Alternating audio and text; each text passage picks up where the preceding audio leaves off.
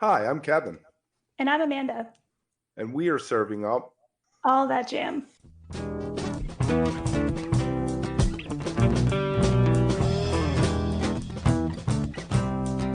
All That Jam, Quick Hit.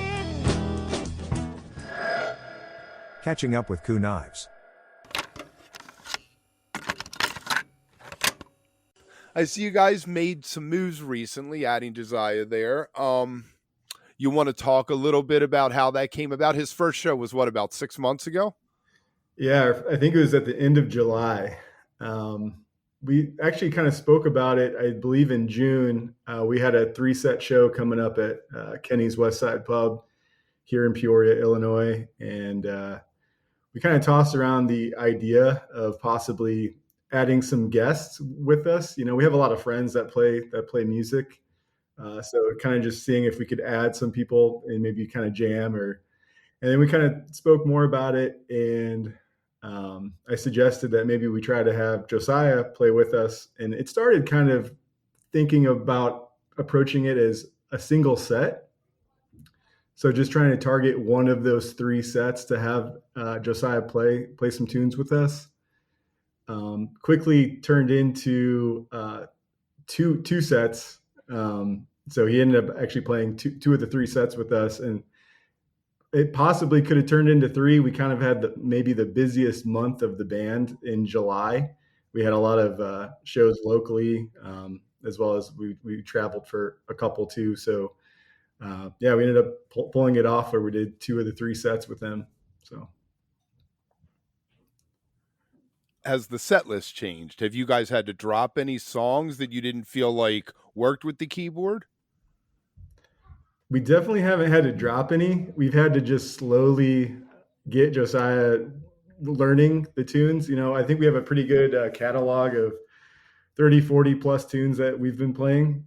So it started with like five or 10, you know, and then as we've been playing more shows, we try to target another handful or another batch of tunes to throw into the mix. And I don't know, Josiah, what you probably still have 15 or so to learn somewhere Yeah, around there there. is, but the nice thing is that the jams for all the songs are really open ended. So once we get into kind of a zone of jamming, then if there's certain parts that I haven't quite developed yet, in the back catalog, I could jump in on the jams and we can kind of take it wherever. So it's been a nice pace of, you know, learning a probably 30 song catalog, it feels like, with all the covers. But it's going really well, and there's a lot of opportunity to just take things in new directions.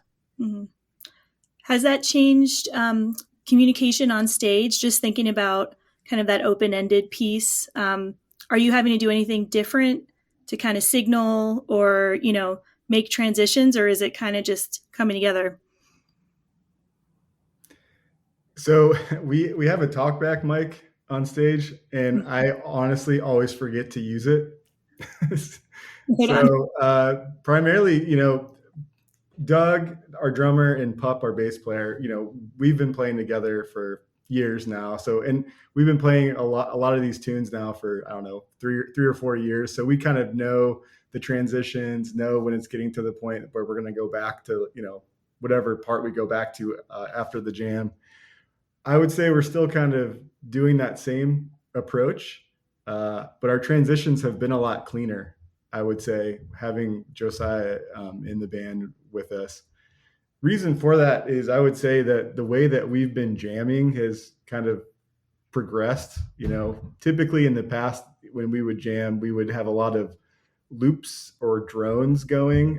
Myself and our bass player Pup both have pretty substantial pedal boards, and usually the jams would get layered up with different types of drones and loops, and it was always more tricky to try to kill all those loops and drones to get back to the song and get out of the jam that we were in.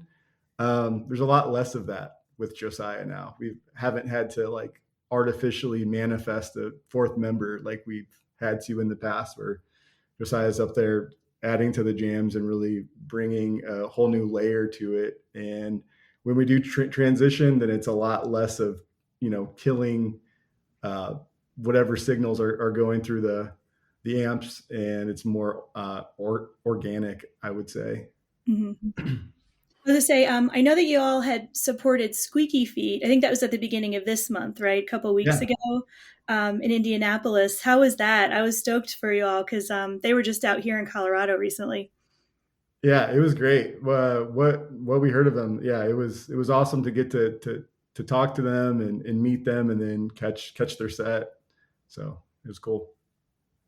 So when you look at the song, what do certain songs suggest that you're going to have a certain keyboard sound to them, or is it something that you've just been feeling your way through? Yeah, actually, I spend a lot of time deciding what sounds I'm going to use. And fortunately, like everything, I don't know how far this goes back, but everything that Kuh Nives has done live is also archived. And there's a recording of it, in some cases, video of it. So I can spend a lot of time on my own, like developing the sounds that I want using the recordings of the live shows. And then come to practice and have an idea of what direction I'm going to go. Because I do use a lot of synthesizers, and a lot of pad sounds as well to replace some of the drones and the synth sounds that Pup and Brett were originally doing with their guitars. So it is important to me to kind of have those prepared before I get to practice. Otherwise, I'm just kind of flipping around, and like hopefully I'm trying to make the transition as smooth as possible for everyone, so they don't feel like, oh man, we're running this again, or You're doing an stuff like over and over. So I'm fitting myself in, and taking time to get the sounds right is you're a definitely multi instrumentalist, and you never really played keyboards before. I find this fascinating. right. Yeah, I actually, I guess in the beginning of my whole journey in music, kind of started out how a lot of kids do. They want to play guitar, and their parents are like, "You should play piano first." So that's how I started. So I did start out on the piano, and then pretty much after a year or two of lessons, I was on the guitar and spent a lot of time in bands playing bass and guitar and playing the drummer's drum set until I got my own, and then I started playing drums. So then I started playing drums in bands. We actually had a band, Brett and I, in high school where I started out playing guitar, and then I played bass, and then at the end of it, I was playing drums. So I've kind of switched around, but in terms of like the live environment, and playing keys, I've never solely focused on it. Um, and I started building up my keyboard rig, um, at, basically just to use for my own music.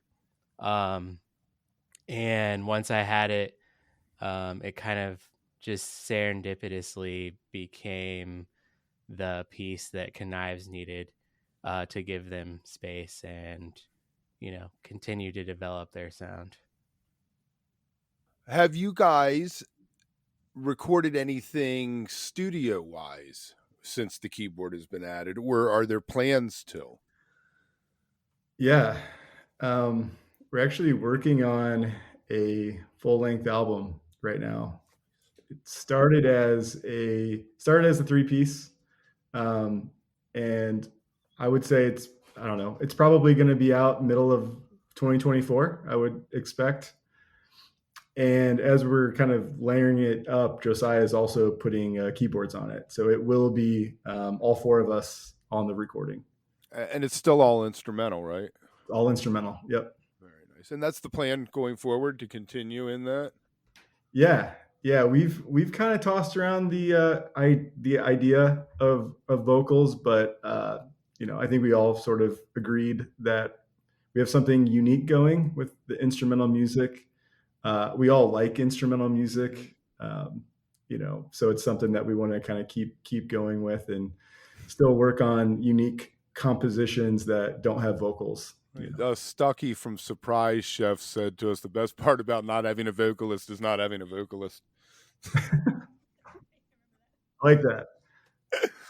So that's fantastic. All right, so you guys teased Mississippi Half Step there at your first show. How did that come about? You guys just fell into it? Do you guys cover that? That's a great one to ask, because the whole thing about Josiah joining the band with us, we were, I think you and I, Josiah, were driving up to Wrigley Field to see Dead and Co.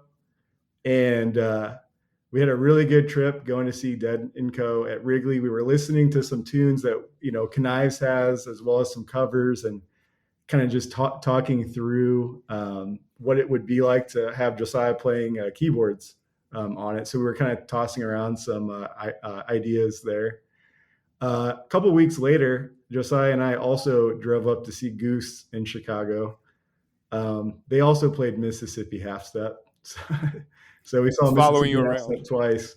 And then so when we played our show, Josiah and I kind of both teased it at the same time in one of the jams, and it was kind of a cool moment. I feel like it sort of built up to that. So little kismet. Yeah. Very nice, very nice. Do you guys do covers? We do. Yeah. We typically try to pick something that's either instrumental, or if there's something where we could take like the main vocal melody and turn it into like a guitar part or something like that. We have a couple covers that we do that on. We actually cover a couple songs from Sonic 2, like the video game. It's just been kind of a fun thing to take some of those songs and adapt them to, the band setting, as opposed to it being kind of more, synth video game sounding. So you had done Spiritualize Lotus Tune, I think, recently. Yeah. I saw that you had posted that. Yeah, that's a great one. That was a really fun one. I've been a fan of Lotus for a long time, and it was cool to be able to cover one of those tunes. And I think, Josiah playing keyboards was crucial to be able to accomplish that. Yeah, I was playing with one of my synths and ended up with a sound that sounded like that song, and then I think I sent it to Brett and was like, "Hey, look," and then we just decided to play it. So yeah, another one that kind of came about serendipitously. So oh, that's awesome. Yeah, we had chatted with Jesse Miller and Kevin. We got into some stuff about what he's done with modular synths, and just how that has progressed for him over the years. So definitely a really good connection there for what you all do too. Yeah, Octave Cat. Yep.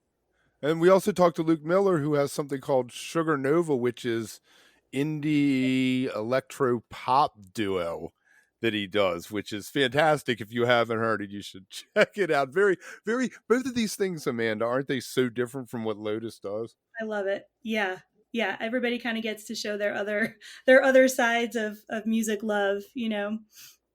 What does your rig look like there, Josiah? What are you using? So right now I really like the Yamaha Reface series. They're basically small versions of classic sounds. So there's one that has like a Rhodes and a Wurlitzer and clav and all of that on it. It sounds amazing. So I'm using that for a lot of piano sounds. And then they also have an organ version in that same series. And then I really am liking the Korg Prologue series for synths right now. And I have other ones kind of just like hanging out that might make it into the rig someday, but I'm also kind of trying to simplify as well. Cause setting up all that stuff, especially when there's, other artists or other bands performing, you don't want to have this massive thing that you have to set up and tear down. So the rig is kind of designed around getting the maximum amount of mileage out of what I can. That's got to be a challenge sometimes, just because you want all those options. But yeah, having to kind of pare it down, I would think, is probably an interesting exercise to think through what you're going to have with you. Yeah, exactly. And as I've gotten more comfortable with the songs and playing with the band, it's kind of developed into what are the main things that I'm kind of focusing on. I can take things out and then have like an experiment Mhm. time if I want, where I try Nice. something new. I think we're all basically doing that with all of our instruments just because it's so much fun to collect gear. So I expect the setup to evolve and Mhm. change over time. If you are enjoying All That Jam, please like and subscribe to our social media channels at All That Jam Pod on Twitter, Instagram, and Facebook, or visit our website, allthatjampod.com. Make sure to sign up for our email list and tune in every week for new episodes. Also, look for full interviews on our YouTube channel. And remember, stay beautiful, but don't stay underground too long.